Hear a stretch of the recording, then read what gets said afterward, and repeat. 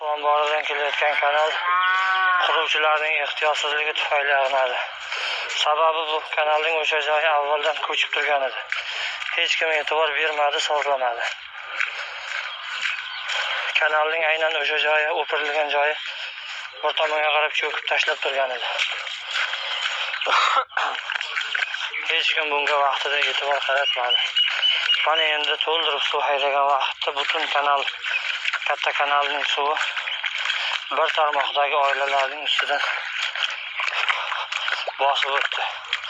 Uylarning fundamentigacha hamma tomonda oldi. Mana bu uylarni qarang, oilalarni. Hammasi suvning ichida qoldi. Endi uy qurganlari, endi ko'chib o'tganlari ham bor suvlar ichida.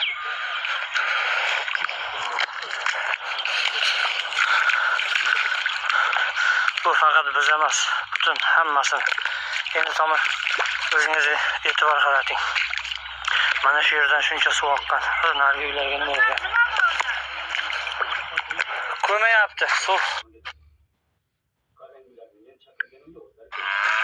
Uylar, odamlarni tong sahardan bu suv shunday bir ofat bo'lib yo'qlab keldiki, odamlar joyini yig'ishtirishga ulgurmadi.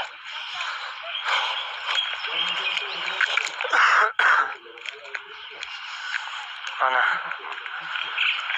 odamlar qo'rqqanidan uyining eshigini yulib olib, tomining atrofiga qo'rqqanidan qo'yib chiqdi. Eshik ham ketdi endi. Buni ham falon pulga oladi. Mana tagidan yoriqlardan ostiga suv kirib ham bordi hamma tomon. Mana ko'rib turganlaringiz azizlar, qanchadan qancha uylar suv ostida qoldi.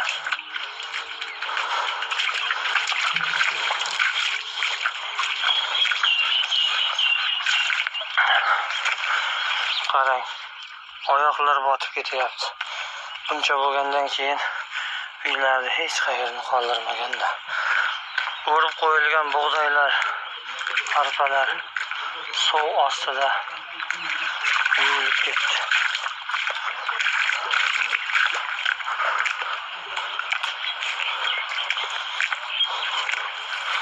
Boya siz kanalni ag'naganini ko'rmadingiz. Kanalning faqatgina to'xtatilgandan keyingi holatini ko'rdingiz. Asl kanal tepada, ag'nagani tepada edi, balandda. Biz pastki kanalga kelib tushgan suvni to'xtatishning harakat.